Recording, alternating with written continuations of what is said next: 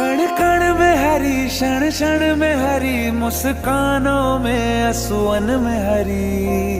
मन की आंखें तूने खोली तो ही दर्शन पाएगा, पता नहीं किस रूप में आकर नारायण मिल जाएगा, पता नहीं किस रूप में आकर नारायण मिल जाएगा।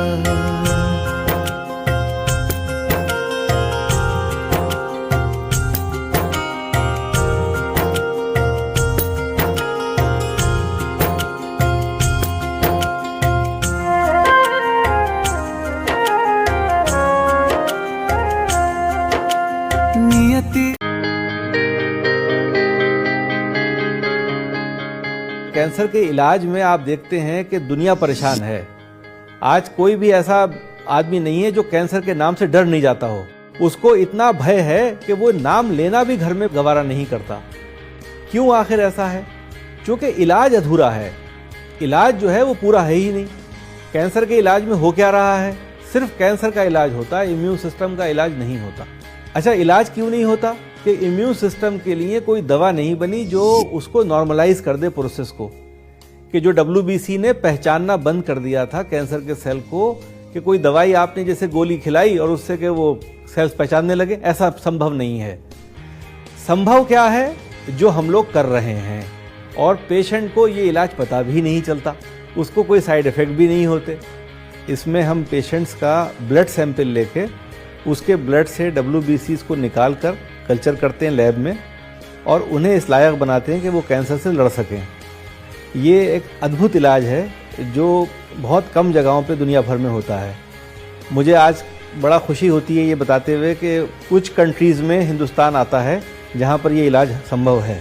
कि हमने 2004 में ये काम शुरू किया। आपको जान के ये भी हैरत होगी कि पहले साल के मरीज़ जिनको मैंने इलाज किया, उसमें काफ़ी मरीज़ आज तक मेरे साथ जुड़े हुए हैं जो बिल्कुल ठीक हैं, और वो पेशेंट्स थे जिनके पास कोई उपचार नहीं था। देखिए,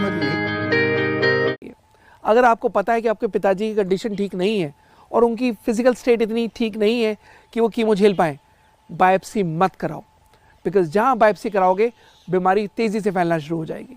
सो इस मिथ को ख़त्म कर दीजिए कि हर कैंसर में बायोप्सी करानी ज़रूरी है या नहीं। बिना बायोप्सी के भी कैंसर डायग्नोज होता है। FNAC fine needle aspiration cytology से भी कैंसर डायग्नोज होता है। PET CT scan, PET CT scan, PET MRI, इनसे भी कैंसर डायग्नोज होता है। सो प्लीज़ इस मिथ से बाहर निकलिए। और अगर आपके परिवार के सदस्य को आपको देख के पता चल जाएगा कि वो कीमो झेल सकते हैं नहीं, जब उनकी फिजिकल स्टेट ठीक नहीं है, कुल 40 किलो वजन है आपकी माँ का, तो आप कीमो नहीं करवाओगे, राइट?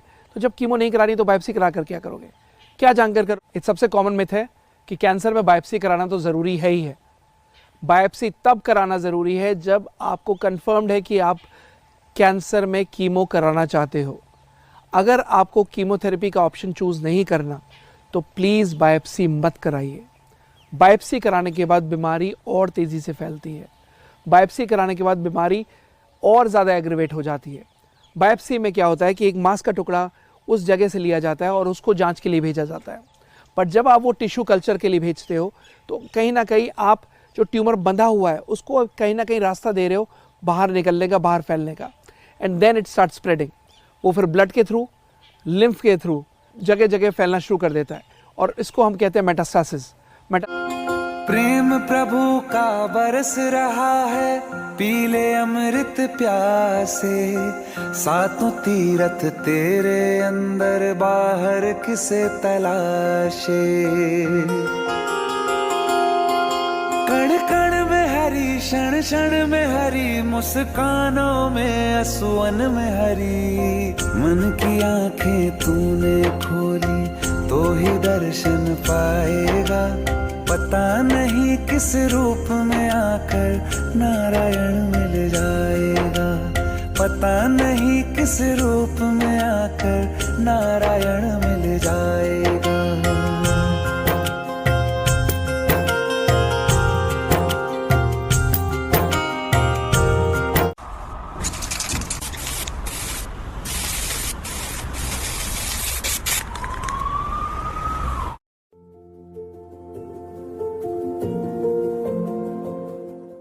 कैंसर है क्या? कैंसर एक ऐसा वर्ड है जिसको सुन के मैं कहता हूँ कि पूरी फैमिली हिल जाती है। पर कैंसर के रीजंस हमारे इफ़ यू सर्च, बहुत सारे रीजंस लोग बताते हैं, pesticide, smoking, alcohol, fertilisers, radiation exposures, plastics, बहुत सारा डिस्कशन चलता है। बट अगर आप फैक्ट्स पे आओ कि फैक्ट क्या है कि कैंसर होता क्यों है, कैंसर का रीजन जो है हमारे अनरेगुलेटेड ग्रोथ, मीन्स जिसको हम ग्रोथ को रेगुलेट नहीं कर सकते सेल्स की, उस वजह से कैंसर सेल्स डेवलप होते हैं। नॉर्मल होता क्या है कि हमारे शरीर में दो तरह के जीन्स हैं, एक जो हमारे सेल्स की ग्रोथ को रोकते हैं और एक हमारे सेल्स की ग्रोथ को प्रमोट करते हैं। इनमें एक बैलेंस होता है। अब उस बैलेंस को किसी भी वजह से वो बैलेंस बिगड़ता है, इम्बैलेंस होता है, उसका रीजन ये सारी चीजें हो सकती हैं, alcohol, smoking, pesticides, fertilisers, radiation.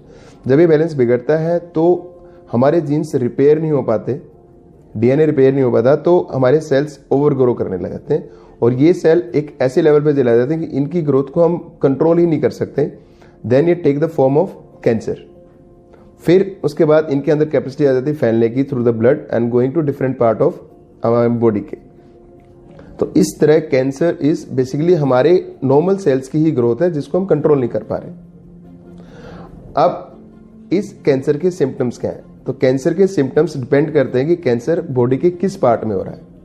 तो अगर हम side to side means discuss करें, अगर हम करें मुंह और गले के कैंसर की बात, तो जो सबसे कॉमन सिम्टम्स हैं, जिस सिम्टम्स के पेशेंट हमारे पास आते हैं गले में गांठ लेके, बट वो एक एडवांस स्टेज हो जाती है।